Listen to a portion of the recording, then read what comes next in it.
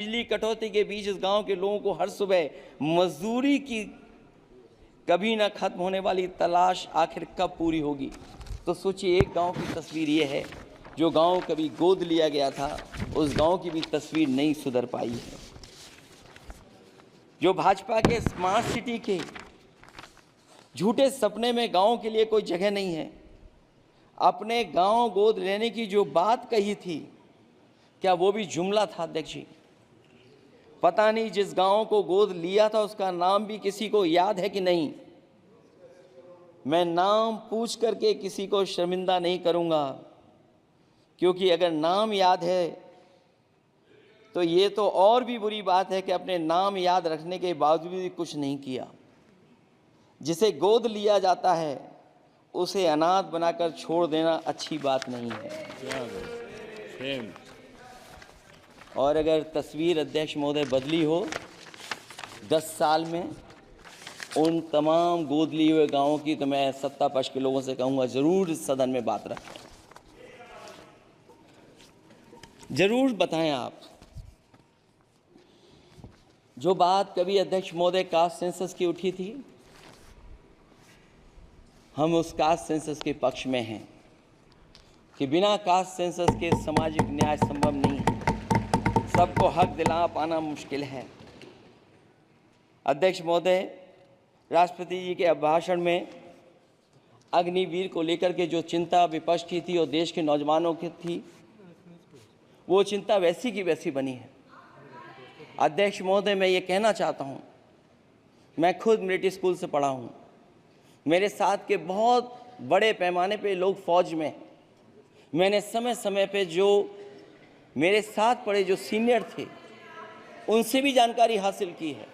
बड़े बड़े ऑफिसर से मैंने पूछा है, वो शायद आपको न बता पाएँ, लेकिन दबी जुबान में उन्होंने कहा है कि देश की सुरक्षा के साथ अग्निवीर जैसी व्यवस्था लागू करने से समझौता हो रहा है।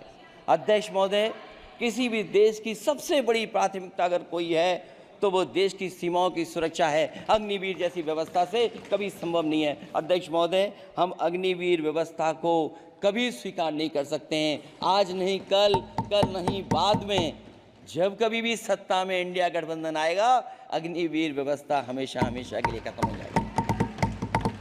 अध्यक्ष महोदय, जिन्होंने कहा कि हम आय किसानों की दोगुनी कर देंगे, आज किसान पूरा देश का देख रहा है कि उसकी आय कहाँ दोगुनी हो गई। और जिस तरह महंगाई बढ़ी है, सरकार बताए कि महंगाई इस बढ़ने पे उसकी आय कितनी होनी चाहिए। और जो इंफ्रास्ट्रक्चर की बड़ी बड़ी बातें की गई थी कि एमएसपी लागू करने के लिए एग्रीकल्चर सेक्टर का इंफ्रास्ट्रक्चर तैयार होगा, लेकिन जहाँ तक मैंने उत्तर प्रदेश में देखा है, अगर इस सरकार में एक भी नई मंडी बनी हो तो मुझे सरकार बता दे।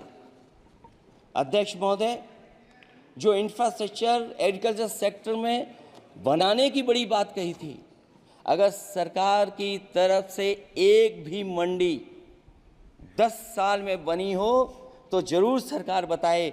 जो सरकार मंडी नहीं बना सकती है उस पर एमएसपी का भरोसा कैसे कर सकते हैं? जिन्होंने एमएसपी का भरोसा दिलाया था। हम अध्यक्ष महोदय आपके माध्यम से यही कहेंगे कि जो राष्ट्रपति के अभिभाषण में लीगल गारंटी एमएसपी को मिलनी चाहिए थी, वो क्रॉप्स को नहीं मिली है। न केवल फसलों को मिले बल्कि हॉर्टिकल्चर क्रॉप्स को भी एमएसपी देने का फैसला हो, जिससे कि हमारा किसान खुशहाल हो सके। साथ ही साथ ओपीएस की बात अभिभाषण में नहीं आई है। ओल्ड पेंशन स्कीम लागू हो, जिससे हमारे तमाम सरकारी कर्मचारियों का भविष्य बन सके।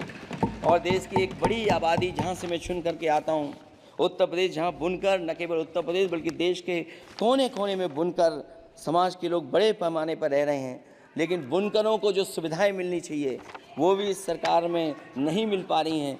जो प्रदेश सरकारों ने कभी बुनकरों के लिए योजनाएं चलाई थीं, वो भी अध्यक्ष महोदय बंद कर दी हैं। मैं अंत में इतना ही कहना चाहूँगा कि इस सरकार ने नौजवानों को नौकरी नहीं दी है, नौकरी और रोजगार उनसे छीने हैं। बहुत नौकरी छीनी है।